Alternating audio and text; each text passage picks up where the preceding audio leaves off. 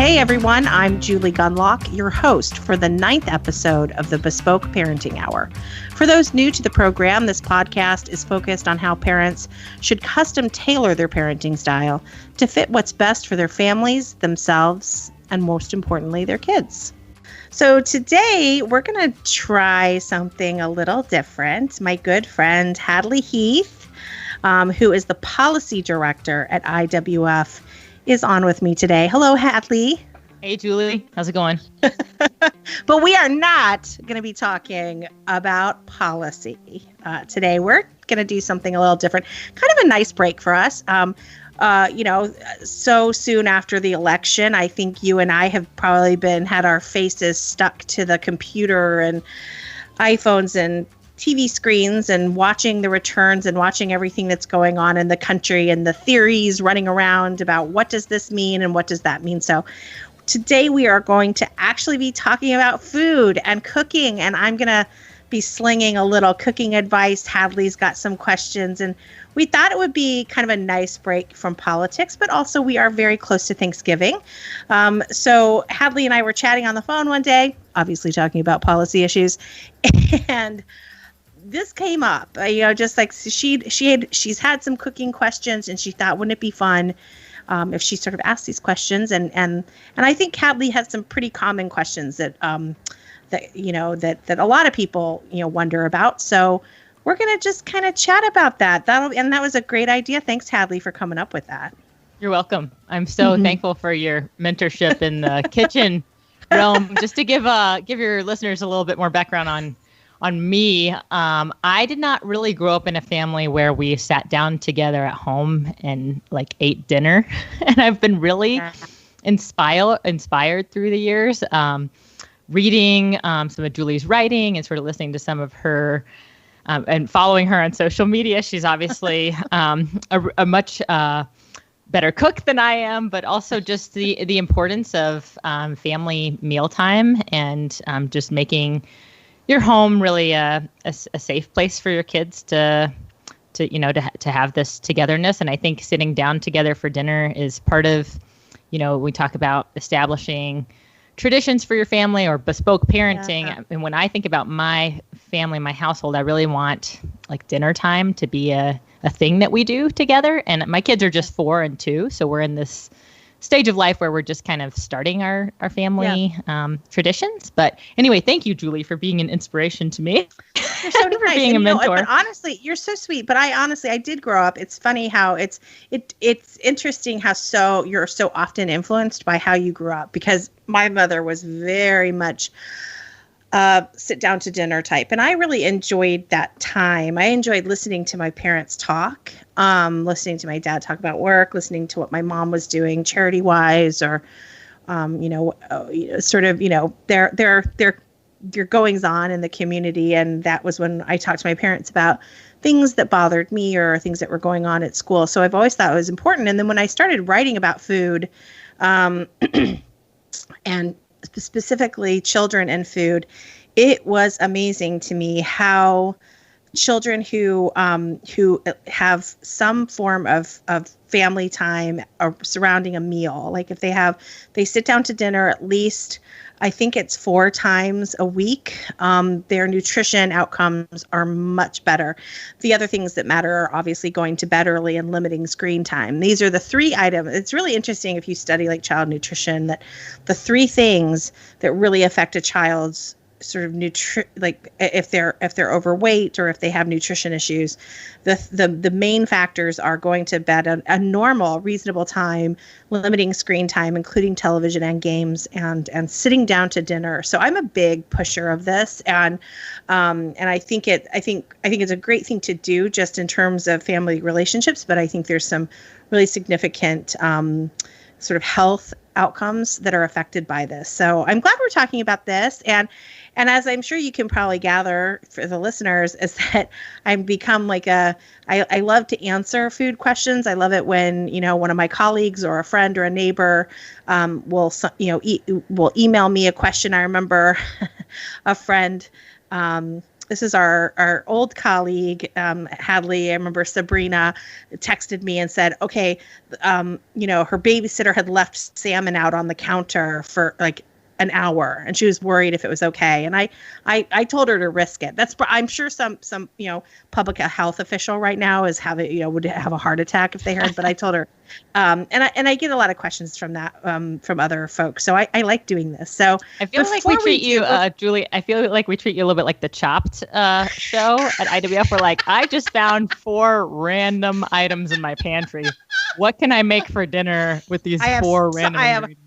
I have saltwater taffy, a fillet of salmon, and mandarin oranges. What can I do? And I'm telling you, I might. Okay, that's probably pretty extreme, but I might be able to come up with something good. Yeah.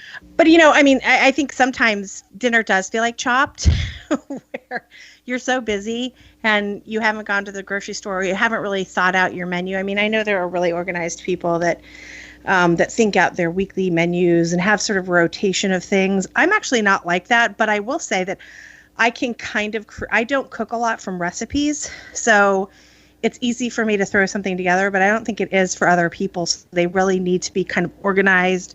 They need to say, okay, I'm making, this casserole on this night. I need these ingredients. Or, I'm making this on this night. So I think, my advice always to people is, come up with a list of 10 things. Have your items, have like a really well-stocked pantry, and we can talk about that too. Like, what is a well-stocked pantry? Because if you have a well-stocked pantry, you can almost make anything fairly quickly. And then, but do have at least try to memorize a couple, or have access to some recipes that are easy to do, and that you can always pull things out of your pantry. So that helps. But we should probably get started here, but before I do, because I know some listeners, might not know who you are, Hadley, and what you do for IWF, but I do want to take just a second to read your biography. And this really doesn't have anything to do with food, but I think Hadley is so impressive. I've known Hadley. How long have we known each other? 10 years or something? Yeah, something like that. Hadley is just one of the most impressive people I know, and I'm so thrilled to work with her. And Hadley is actually the director of policy, so she manages all of us and makes sure that our priorities are sort of in line with IWS priorities. So she's got a big job, and 2 very little kids. So it's very impressive that she does all she does. But Hadley, again, is the director of policy at IWF. She frequently comments on healthcare. That's sort of her niche. But she also comments on entitlements and general economic policy. She appears frequently on radio and TV outlets across country. She is on Fox all the time, on Stossel, Neil Cavuto, Your World with Neil Cavuto, and she's published everywhere. Wall Street Journal, Forbes, Politico, Roll Call, Real Clear Policy, National Review, Huffington Post, and many others. She has been recognized on many of these sort of impressive lists, 30 under 30 lists. She was named a rising star by the RNC. And in 2017, she was the Tony Blinkley Chair for Public Policy and American Exceptionalism at the Steamboat Institute, which is in Steamboat Springs, Colorado. I think I have that right. And she lives in Denver, Colorado with her husband, daughter, son, in a great community. So again, glad to have you on. And why don't we just start off with your questions? We can just kind of start from here. All right. I wanted to start with one that's not like, I don't think on its face is really that stupid of a question, because some of these are going to get straight up stupid. I feel really like I'm kind of shameless about the fact that I'm a novice in the kitchen. Yeah. And I feel like I should, I mentioned earlier we didn't eat dinner together a lot when I was a kid. I feel like I should defend my parents for a second. Like, they're wonderful people, and they taught me a lot about life. Like, my dad basically taught me how to buy stocks when I was in high school. So they gave me a lot of practical preparation for life. But we didn't spend a lot of our evenings together, mostly because we were so busy. I remember my coming up years being very busy. I had a lot of late night drama practice at the high school and stuff. So I feel like I should defend them. They were wonderful parents, and it turned out fine. My nutrition has been great. And I'm sorry. I sort of went off on a tangent there, and because it is so important. But I think in some ways it's important to also realize, people are so busy. It's funny, since I started writing this, and I'm not going to spend long here. I don't want to get too much out of a tangent and get off your cooking questions. But my child is very big into baseball now, and he has baseball practice. 4 days a week on the weekdays, and then he has games, and so it's really become impossible for us to sit down all the time as a family. But I'm sure your parents were very active in your life, took interest in your life, took interest in your activities. And that's sort of the point. In some ways, the family dinner thing is simply being involved in your children's lives. So, I don't want people to feel bad if their kids have all these activities and they're not sitting down to dinner. I think in general, the rule is be actively involved in your child's life, talk to them. And I think sometimes meals for people, it's a way to show a child that you care and that but making them a sandwich or making them a snack, or there's a lot of ways you can do it. So I'm glad you mentioned that. I'm sorry to go off, but I don't want to make people feel bad on this podcast. So well, and COVID has been a good chance for people to sort of reevaluate their speed of their lifestyle and their family lifestyle. Yeah. But my first question actually, I think, is very relevant for Thanksgiving dinners. And this happens to me a lot, Julie, where I have two things that I need to cook basically at the same time, but they really probably shouldn't cook at the same temperature. Right. So what do I do? Is there a rule where I go with the higher or the lower or an average temperature, or is it change the time that it cooks, or what do I do? Well, it's a tough question. And I think it is really a matter of balance. So let's say, you have, and you're right, this does affect things at Thanksgiving. I actually have one oven. So it's always a matter of most people, right? Right, exactly. Right, exactly. But what you need to do is you need to prioritize dishes. So obviously, let's talk about Thanksgiving, the turkey is critical, and it's critical because it can kill you if you don't cook it right. So which is, other things like squash casserole, you probably won't die, but and I'm kidding, but you could get very sick if you don't properly cook a turkey. And so I think the most important thing is that you realize that, you recognize the thing that really, and also obviously turkey or you could say ham, but really turkey is kind of hams are usually already fully cooked. They're smoked and they're fully cooked. So it's not as scary as if you undercook a ham. With turkey, you certainly need to make that your priority. And what a lot of people don't realize is turkeys will stay warm for a very, very long time on the counter, particularly if you tent it with foil. And actually, you should let it rest. The reason, obviously, is if you cut into a hot bird or any hot piece of meat, all the juices will run out. So what you want to do is let it rest, let the juices sort of redistribute into the piece of meat, and it won't, when you cut into it, it won't leak out. And that's kind of key also, and especially in turkey, a turkey breast is it can be very dried out. So what I usually do is let's say the turkey needs, I can't even remember what a turkey cooks at, but let's say 350. I always default to 350. And so, let's say the turkey cooks at 375 or 325. I don't know what it is. I should Google that really quickly, but so let's say you're browning the turkey. There is also a point where a turkey is close to being done, right? And maybe it's a few temperatures off, okay? Or maybe the top needs to brown a little bit more, although that should actually happen kind of early in the process. But the point is, if you're cooking a turkey at 375 and some of the casseroles you're making cook at 350, at the end of cooking, you can certainly lower it, stick your casseroles on a lower shelf and let that bird finish out. And then you take it out and you can finish off those casseroles. I will say when you stuff an oven like that, you should probably be careful about temperatures. It will, it will reduce.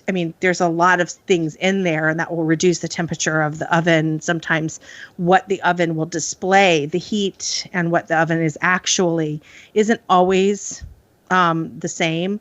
So, one thing that I do, for instance, dense casseroles, like a sweet potato casserole, if you take a butter knife and you stick it in the center of that casserole, first of all, it should slide in like melted butter. It should just fairly easily slide in. If there's any resistance, it's cool in the center. And what you do is you put that knife in there, and then you delicately, now don't shove it in your face instantly, but just I always put it to my bottom lip and just tap it a little bit. And if it's, if it's painful, or if it's like really hot, then the inside of the casserole is cooked through.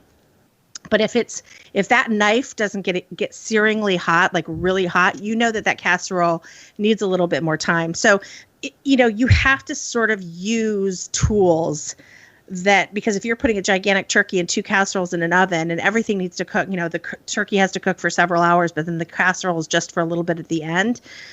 It might not, because you had the turkey in at the beginning and then you pull it out, that oven might be a little, because you've opened the door, you've let the heat out. So I'm saying is that, if your casserole needs to cook for a half hour, that's fine, but you should test it by other means than just trusting the time. You should use the butter knife method, or any kind of, steel implement like a spoon would work too. So those are kinds of tips that I would give people for juggling the dishes at Thanksgiving. Okay, so it sounds like there's not really that easy rule of thumb that I was hoping for. Cooking but yes. Like everything in the kitchen, I will get better at this with time and practice. You will, and cooking is so much of cooking is just instincts and feeling. My mom, she cooks like me. There's not a lot of recipes, and then when she does write a recipe down, she'll have things like, adjust for seasonings. Now, I understand what that means, but that's the kind of maddening statement for people who don't cook much. They're like, well, what does that mean? Is it supposed to be more salty? Is it supposed to be, so instinct really comes into, and not with baking. If you want complete measurements and absolute certainty, then chemistry, baking is better for you. But with cooking, there's a lot of just winging it. Okay. Well, you brought baking up, and so my next question might relate to this. I'm not sure, but this is we're entering stupid question territory. But one constant source of confusion for me is butter.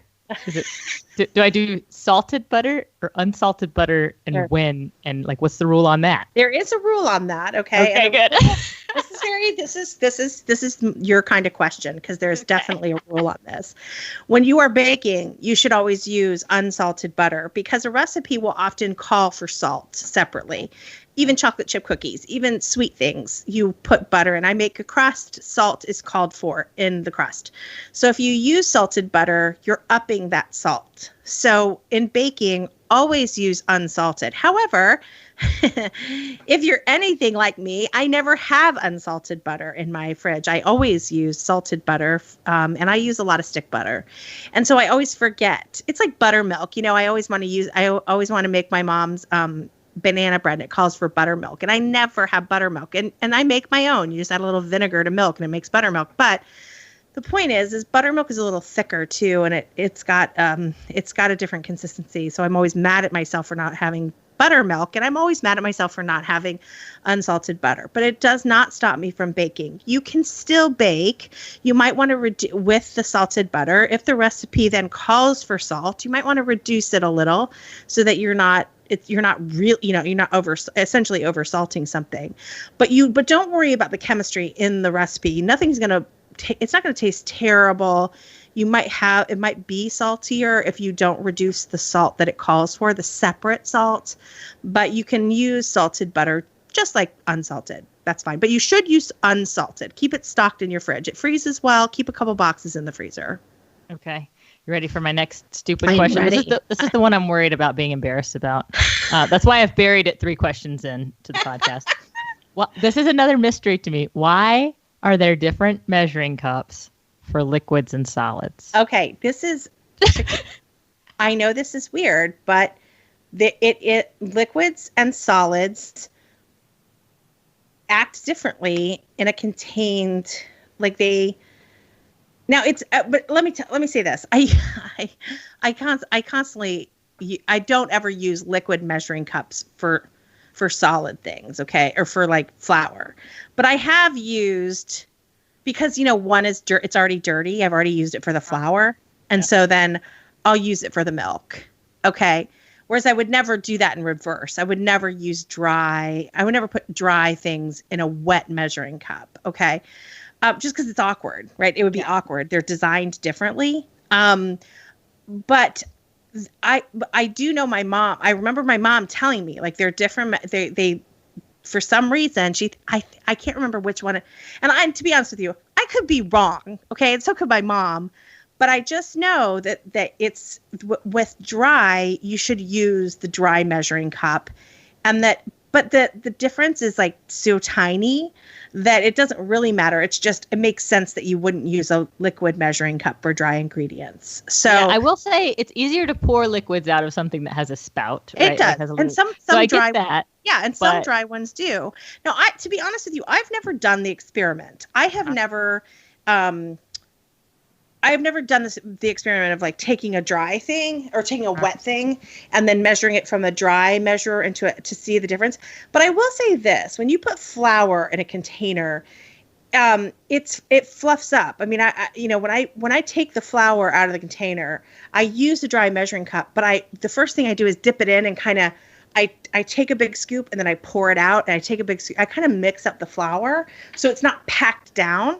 And then I take a scoop out and then I level it off with a knife, and it is fluff. There's air. I've integrated air into the flour before I use the scoop for the last time and level it off. Whereas and so for that reason, it might be slightly different because obviously a liquid, you can't introduce air into you can't, it's like, it's going to be packed in there. It's going to be like a packed, you don't take the flour out and bang it against the counter and then put more flour in. Mm-hmm. So it may have something to do with that. It probably I just not gotta say, like last Christmas, maybe I got a set of liquid measuring cups, and I'm like in my 30s, and this was the first time in my life that I had liquid measuring cups, and I was like, oh, I've just been pouring milk in my funny cup measure, and it's worked out fine so far. I should preface this by saying that these are things that I was told or I learned, but I've never confirmed them. So, I mean, if you Googled this right now, maybe it would be like, nope, there's no difference. I've just always thought that there was. And so, but again, I have used dry measurers for liquid and nothing's ever been destroyed. Okay. All right. That's good to know. Okay. So my next question has to do with surfaces that I cook on, because I have different kinds of pots and pans, and I've got some that are nonstick. And then I've got one that is made from stainless steel that I really like because I like the size of it. But it frustrates me because, like, God forbid I try to scramble eggs in this stainless steel thing. Like, it just doesn't work out. And then I have some cast iron skillets that, to be honest with you, and I'm saying this as a Southerner, like I'm from North Carolina, I don't really know how to use a cast iron skillet or when I'm making the choice of like, here's something I'm going to cook. I've got all these pots and pans. Which one do I pick for which thing? Right. What's the answer to that? Are your cast iron skillets, are they brand new or were they handed down? No, they were bought new. Bought new. Have you seasoned it? Have you gone through that? Okay, you did. And how often do you use it? Never, because I don't know how. Well, part of the seasoning process is use, and the more you use it, the better it gets. And cast iron is what's called the sort of naturally nonstick. The more you use it, and you probably know not to wash it, not to use soap on it, and you have to, you wipe it out, and you can use water to sort of, if you've got some real gross stuff on it, but you shouldn't soak a cast iron pan, and you shouldn't use soap. It's sort of a, this is all part of it. And you should also line it with oil when you're not using it. I have one. I also have a wok that needs to be cared for. My mom got it in Korea when we lived there when we were little, and it's a very nice wok, and I care for it just like I do the cast iron. And the more you use your cast iron, the more nonstick it becomes and easier to use. That said, I would never dream of making eggs. I know people do. It's not that nonstick. You know what I mean? I've never and I feel like mine is a well-seasoned pan. It was handed down to me, so it's very old pan. But I don't really understand that. It's not, it's great for steaks and it's great for, certain, I just use it for meat. People are really itchy. First of all, stainless steel.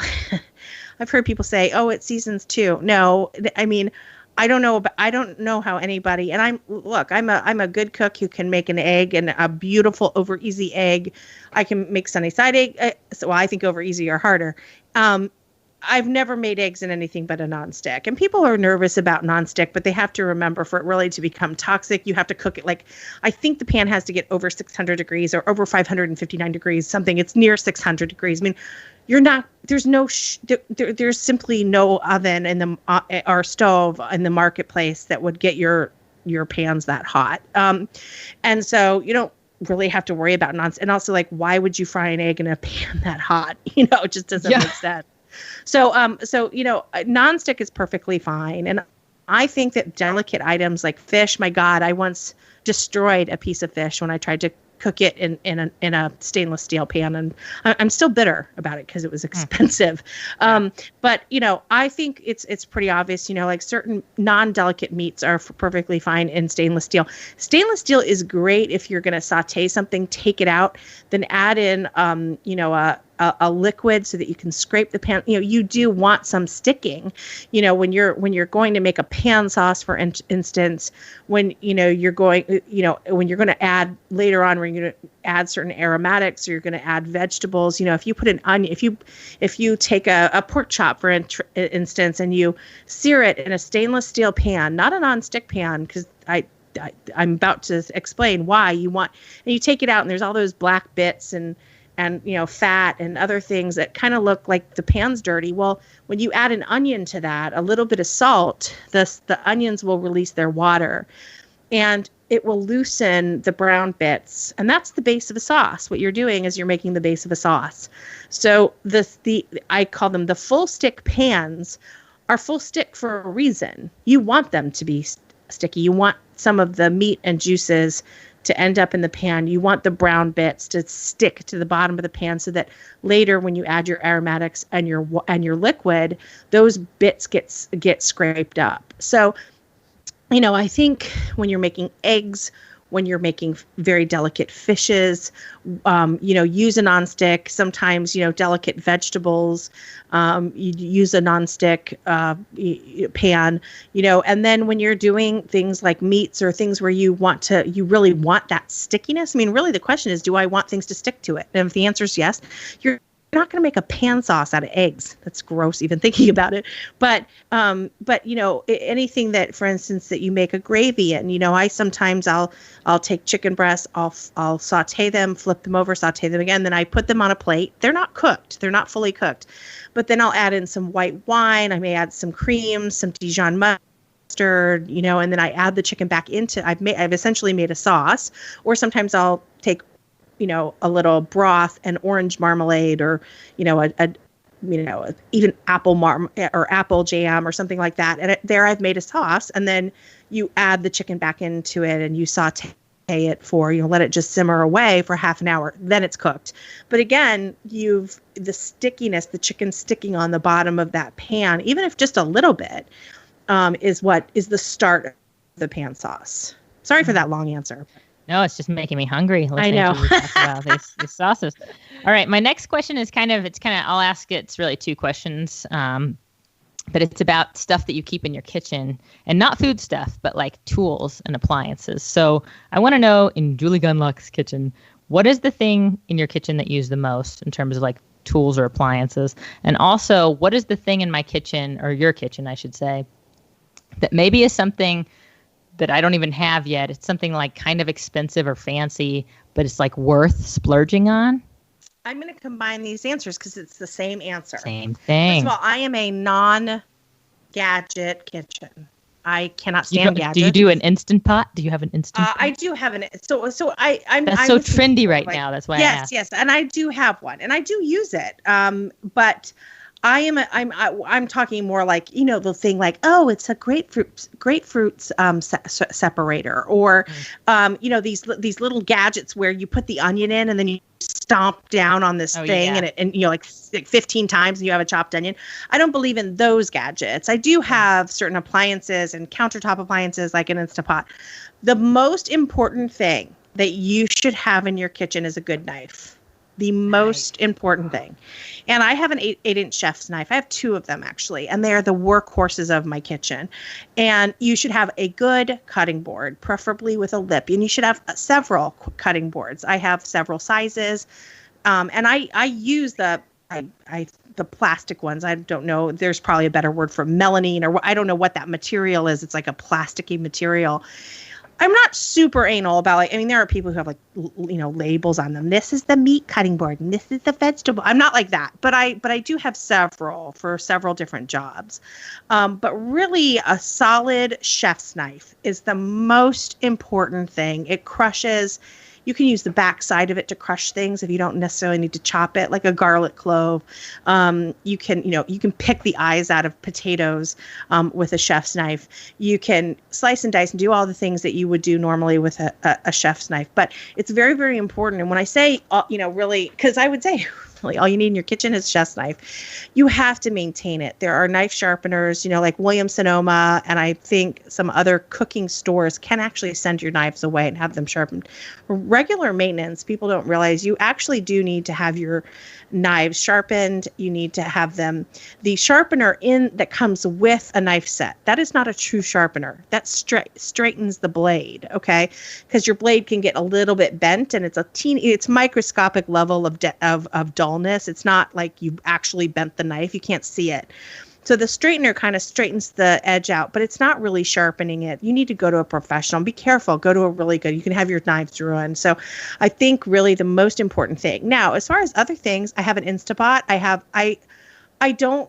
I don't use a slow cooker very much. I will never understand why someone thinks chicken breasts in a slow cooker for 8 hours is a good idea. I do not understand this.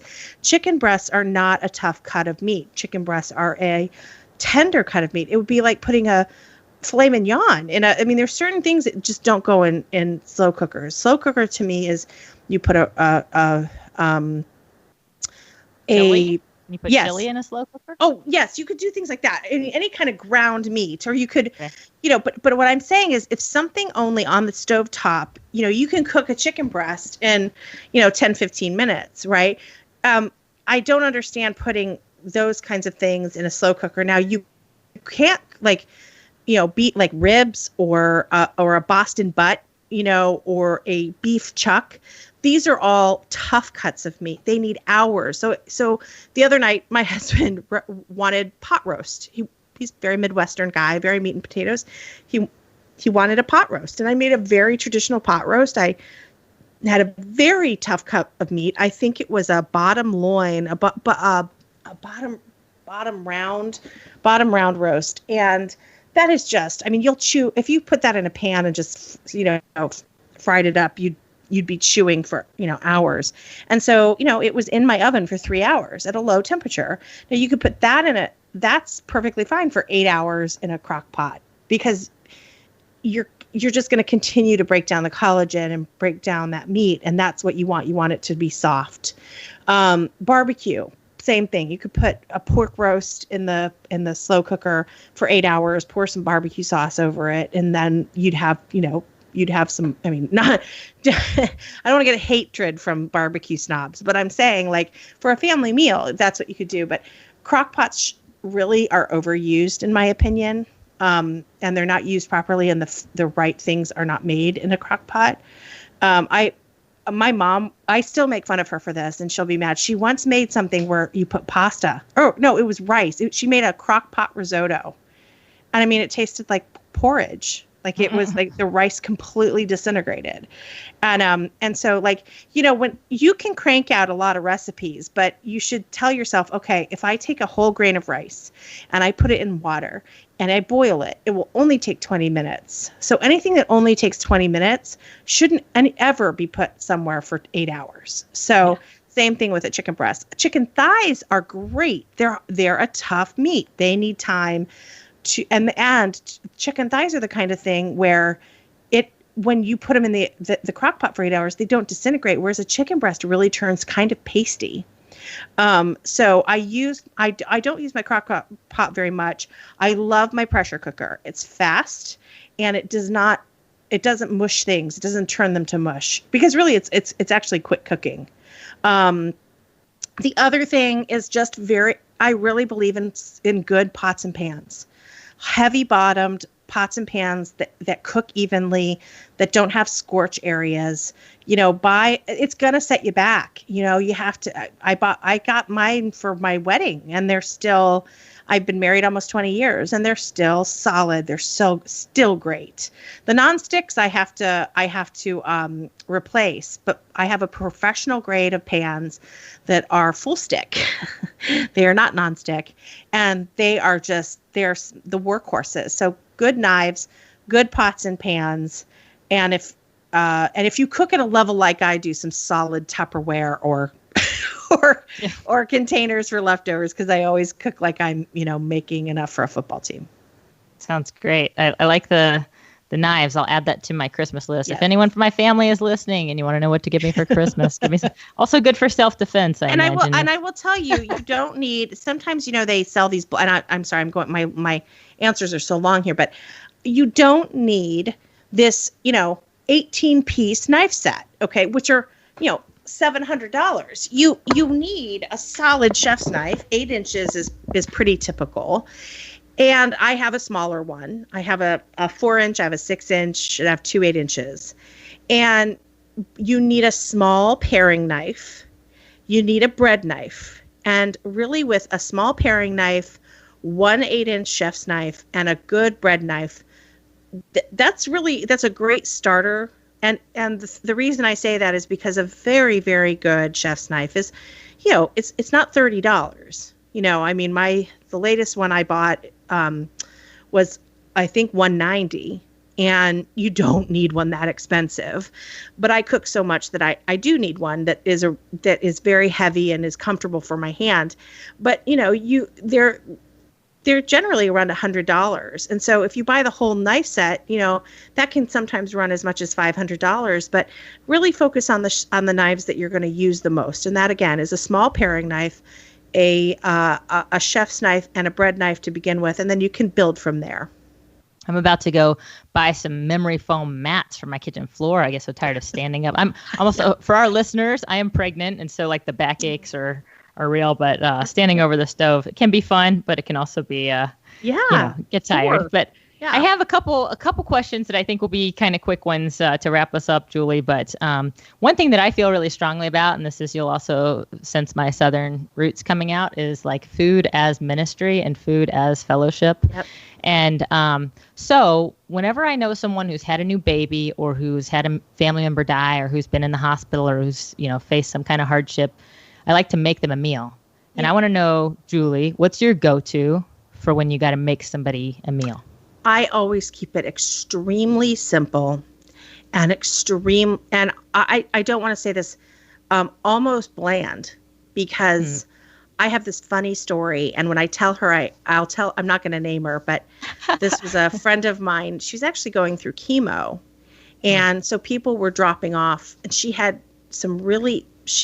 was sick, and I dropped off my normal. I'll get to what I always bring over. And she was telling me that someone had dropped off chicken curry, and the smell, she just was gagging. It was so hard for her. Now, this is a delicious chicken curry recipe that on any normal day, but you got to think about, even after pregnancy, I just wanted comfort food. Every time I delivered and came home, my mom was there, and she would make something very simple for me.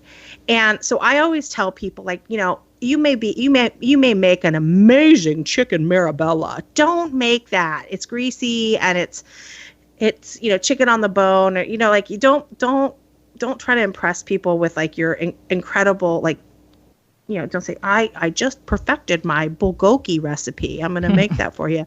So I always keep it simple. I make things like turkey meatballs, which are, it's a very simple, or Swedish meatballs if you wanted to go beef and pork. And these are very simple things. And I always bring like, egg noodles, just boiled and buttered egg noodles. And then a side of, I love this. You take a whole long carrot, you peel them, clean them, put them on a cookie sheet, olive oil, salt, and pepper, and roast the heck out of them. And it's so pretty keeping them whole like that, because they get brown and they kind of shrivel up a little bit. Oh my gosh. And natural sugars come out of a carrot. So it's very, very sweet. So that simple buttered noodles and some turkey meatballs with gravy and those roasted carrots is very comforting. Or peas, if you know they like peas, something like that. Things with mashed potatoes. You could make a cottage pie, which is essentially a shepherd's pie, but with beef instead of lamb. I always stick to things that, I think people are going to like. If they're a vegetarian and not a vegan, mac and cheese is always nice, but do something sweet, like put goldfish on the top, right? Instead of breadcrumbs, because they've just had a baby. Put some goldfish on the top of a mac and cheese. If they're vegan, there's plenty of tofu recipe. I actually love tofu. And soups. Soups are also, like, if they're a vegan family, a lovely hearty vegetable stew is something that I think people really love. And the other thing is always bring them something for breakfast too. I think it's always nice just to pick up some muffins or, maybe some sweet rolls or something. Or if they have another kid, pick up some donut holes, something to give them a break. So that's sort of my go-to, is keep it simple, keep it good, but on the blander side. I love that. Maybe we can include a recipe or two when we post this podcast. But my last question for you, Julie, is a little bit of a joke, and insiders will appreciate this. But Julie, I want to know, because this food is so trendy, what's the best way to prepare kale? Oh, shut up. Thought you'd like that one. It really is the Julie's worst. not a kale fan, right? I am not a kale fan. Now, listen, I tried really hard to convince myself to love kale. And I think there are some benefits to kale's very, very good for you. Kale chips were all the rage. I had a few, but it's such a pain in the butt to make them. But I do appreciate now there is one way that I do make kale, and I do eat kale. It is a lovely, healthy pasta recipe. I'll just quickly go through what I do. Is you can saute a pork-based Italian sausage, hot Italian sausage, or you can do a turkey sausage. And I tend to do more turkey sausage but a hot turkey sausage, you saute that. You add a ton of kale into this. And, you've sauteed your turkey sausage. Turkey sausage doesn't release a lot of oil, so you'll have to add a little olive oil, and then you add your kale in, and you saute that and the sausage together. So you've already cooked the sausage, and now you're just kind of wilting down the kale.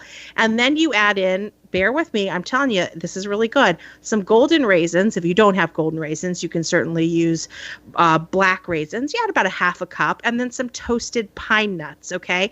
Then you add a little bit of chicken broth and let that simmer away. And then just after, let it simmer just for about 20 minutes or so. You add whole wheat pasta, whole wheat penne to that.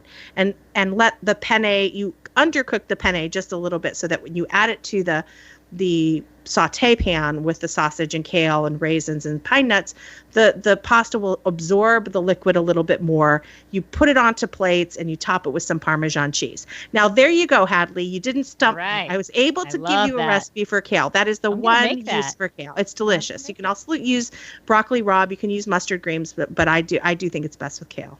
Well, I'm a millennial, so between kale and avocado, that's basically what I subsist your diet. on. Yeah. Your whole diet. Well, thank you so much, Julie, for answering all my questions. I feel very educated. Well, I have one last question for you. What will you be doing for listen to me, Halloween? Oh my God, I'm still eating Halloween candy. For Thanksgiving this year, are you going to be a family, and are you in charge of making the turkey or the ham? I am going to turkey. I've made a turkey the last few years. I think this answer won't resonate with everybody, but it'll resonate with a subset of people. My husband works in healthcare, and so he's going to be working the full week of Thanksgiving. And so we don't go anywhere. I like to be with him. So when he comes home from work, we'll have our Thanksgiving dinner. And that's really special to me because, I try to support him in his work in helping people. If you're hospitalized on Thanksgiving, you certainly want to have your doctor there with you. And this also means that we get Christmas off. So that's a trade I'm willing to make.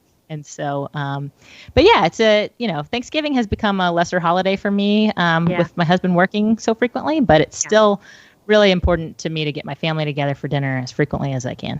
Oh, good. Well, listen, Hadley, I will be looking forward to more reports about your pregnancy and good luck with everything. And I'm so happy for you guys. And I'll be sending you some more quick and easy recipes for the expanding family. Thank you. Sounds good, Julie.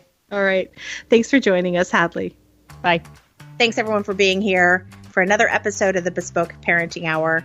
If you enjoyed this episode or like the podcast in general, please leave a rating or review on iTunes. This helps ensure that the podcast reaches as many listeners as possible. If you haven't subscribed to the Bespoke Parenting Hour on iTunes, Spotify, Google Play, or wherever you get your podcasts, please do so you won't miss an episode. Don't forget to share this episode and let your friends know that they can get Bespoke episodes on their favorite podcast app. From all of us here at the Independent Women's Forum, thanks for listening.